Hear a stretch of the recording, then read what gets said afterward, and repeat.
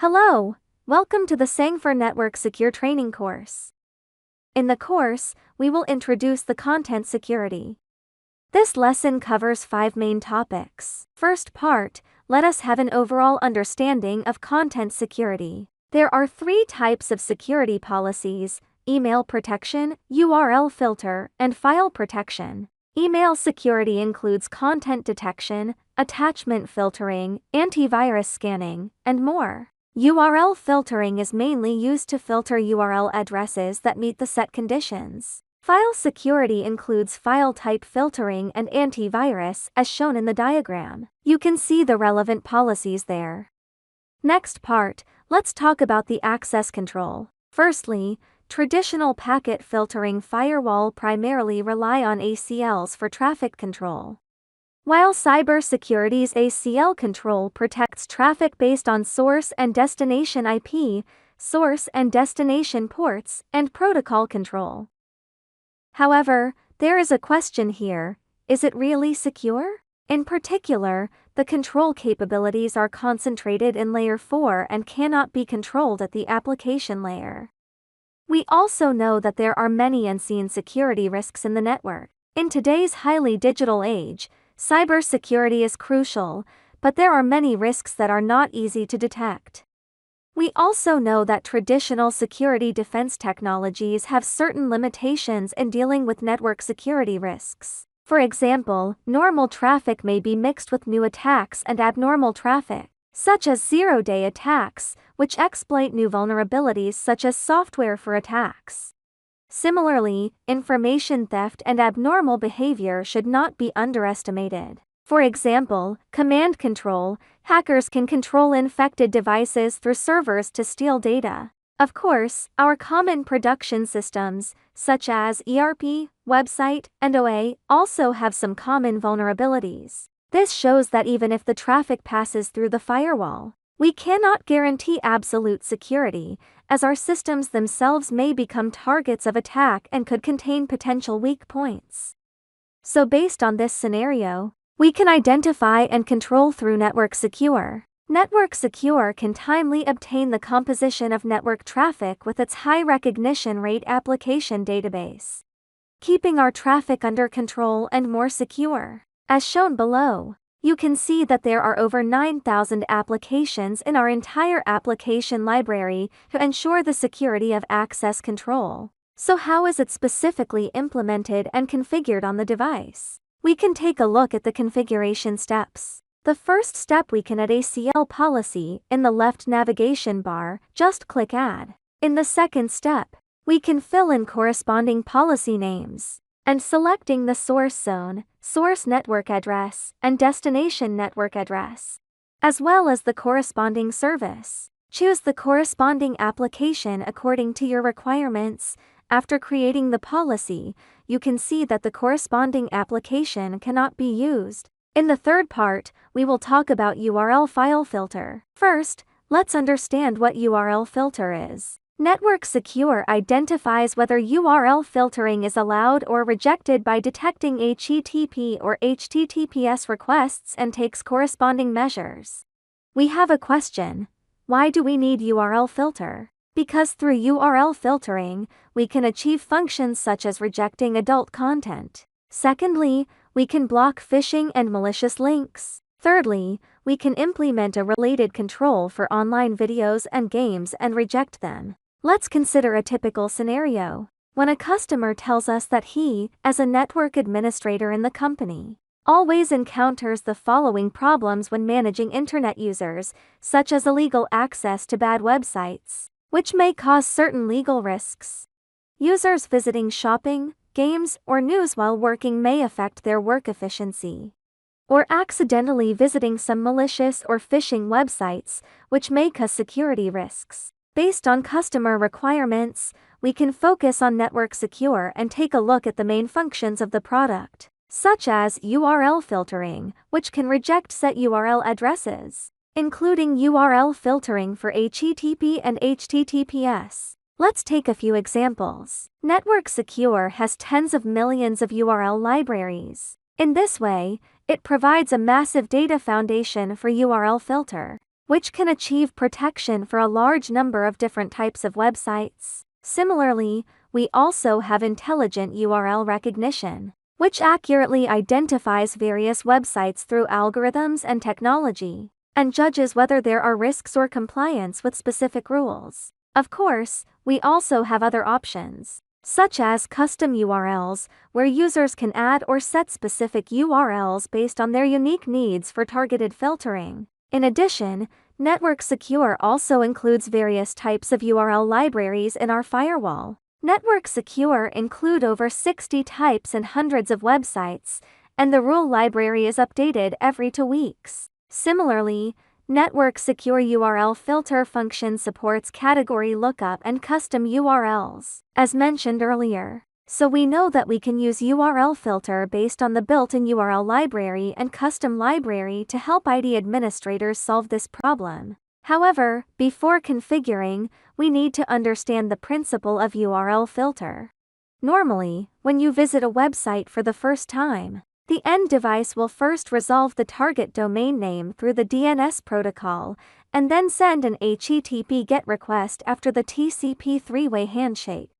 For standard HTTP messages, you can see the domain name you originally wanted to access in the host field of the HTTP GET message. Network Secure can use this field to detect which websites the user has visited. For example, try to visit the website www.gov.cn.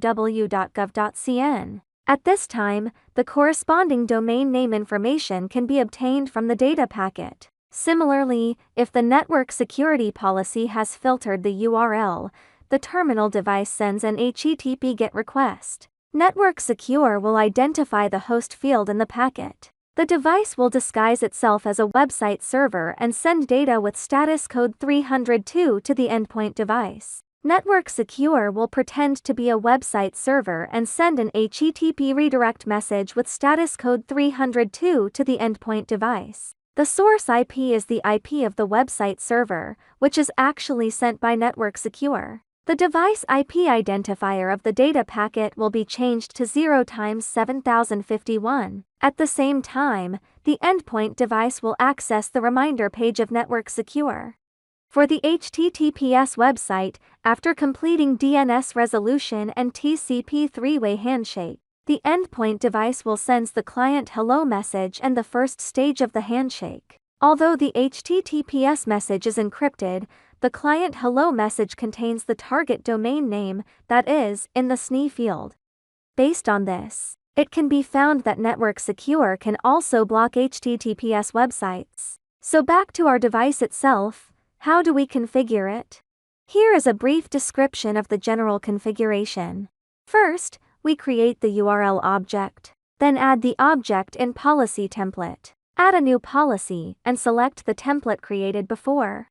If we don't need to customize specific URL, we can skip the first step and proceed directly to the second step. Finally, we add a scenario in the policy and select the corresponding LAN zone and subnet zone as the source interface and the corresponding network segment and zone as the target. Next, let's give a specific example. Firstly, Company B has purchased a Network Secure deployment as a gateway. In addition to blocking access to corresponding illegal websites, audit content, it also hopes to block access to a news website. Based on this information, we can understand that the first step is to implement protection against illegal websites on extranet, and the second step is to specify an access to the corresponding domain name. Following the previous configuration guidance, we return to the first step. Add object contact identification database URL in the policy, add a new custom, and define it as our website domain name. The second step is to add a configuration in our security policy. Add a new policy, and select our corresponding new template and website category. So the third step is to select the corresponding region, source region, and destination region in our policy, and select the corresponding application for policy rejection. At this point, the file filtering policy has been configured. After created the policy, you can treaty to access the related website, then you can see that the corresponding categories and customized websites are inaccessible. Okay, we also need to pay attention to some precautions. We do not support URL filtering in single ARM mode, and URLs are mainly based on domain checking. It does not conflict with the policy of WAF. The third point is that in order to better implement URL filtering protection, we need to ensure real-time updates of the URL library. If we encounter policy protection that does not take effect, we can check whether the corresponding rule library is the latest. Secondly, we need to pay attention to our URL library, which has over 60 types and millions of website types. It is updated every 2 weeks and supports customization. Okay, after discussing URL filtering, let's take a look at file filtering. For example, we often encounter a situation where the IT administrator tells us that there is a risk of virus infection for intranet users. For example, if a web page is implanted with a Trojan horse, files downloaded via FTP contain virus files, and files shared via SMB cannot be confirmed for security. Based on the above requirements, we need to use the file protection function of Network Secure.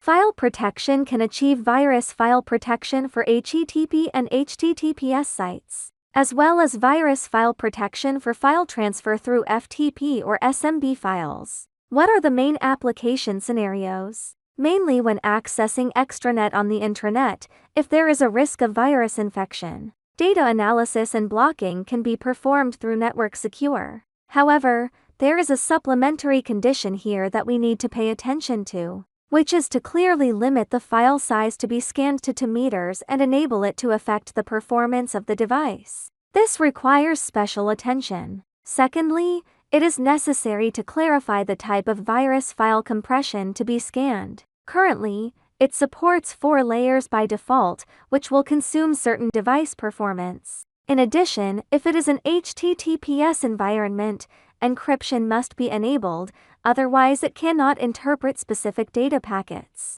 Regarding the specific configuration, we can take a look through examples. The customer has purchased Network Secure and deployed it in gateway mode. Currently, they need to detect data from external networks, prevent virus transmission, and prohibit the transmission of executable files. Let's take a look at how to configure it. The first step is to create a policy template. The path is to first enter the Objects module, then select Security Policy Template, and then select Content Security. In the policy template, enable File Protection function. Second, we need to configure detailed options according to our needs, such as which types of files to filter and start antivirus options. If you filter a certain file type, Network Secure will not detect whether it contains viruses, so it is important to pay attention to this. Then, we create a content security policy. We need to select the correct region information in the policy, as well as the policy template we created. Configure the policy for the internet access scenario, select the corresponding content template, and you can see the corresponding screenshot indicating the content you need. After the policy is created, when you download a virus file, the connection will be interrupted and you will see a rejection page. Okay, we've finished talking about file filtering here. Let's take a look at email security. First, let's look at what a typical day-to-day job looks like. Customers often encounter uncontrollable email sending and receiving by employees, such as unrecognized phishing emails, unfiltered email attachments, and email attachments containing unprotected viruses which pose a threat. Through common scenarios, we also have corresponding functions for protection, such as email security that can be transmitted through Network Secure, which supports protocols such as POP3, SMTP, and IMAP. It can also support the detection of phishing emails, supports filtering of emails with specific attachment types, scan emails containing malicious attachments. By default, Network Secure blocks risky emails. Okay, now that we've covered the specific features of email security, we also need to know the usage scenarios of email security. Email security is mainly used for sending and receiving emails within the intranet. It will detect and protect email security. Viruses spread in the form of attachments will be detected and intercepted in virus files. Next, let's take a look at the precautions. First, it is necessary to clarify the size of the virus file to be scanned. and the performance will also be set. If the scanned file compression category is also set to 4 layers by default, the default size is 2 meters. The commonly used ports for emails are port 25, port 110, and port 143. For specific configuration policy, let's look at the specific configuration steps. Deploy the network secure as gateway mode to be the internet edge. Now we need to use network secure to protect the intranet user's emails. In order to ensure the security of emails, it is necessary to perform security checks to filter emails for common unknown threats. First, create a content security policy template and enable all options related to email protection, selecting the corresponding port and content. Secondly, we create a new policy in the corresponding policy and configure the corresponding source zone and destination zone. At the same time, select the corresponding template created in the first step and enable the policy. Then the configuration is complete. Finally, let's take a look at some common precautions. The default size for network secure virus file detection is only 2 meters and 4-layer compressed files. If you need to confirm and adjust the size in advance, you can adjust the corresponding compression level and size in the policy and advanced cybersecurity policy, and when users use virus samples for testing on site. Be careful not to use the customer's real business environment to prevent virus execution events caused by misoperation. We can choose to verify in the test virtual machine. The above is the relevant content of email security. The above is the content of this training. Thank you for watching. Goodbye.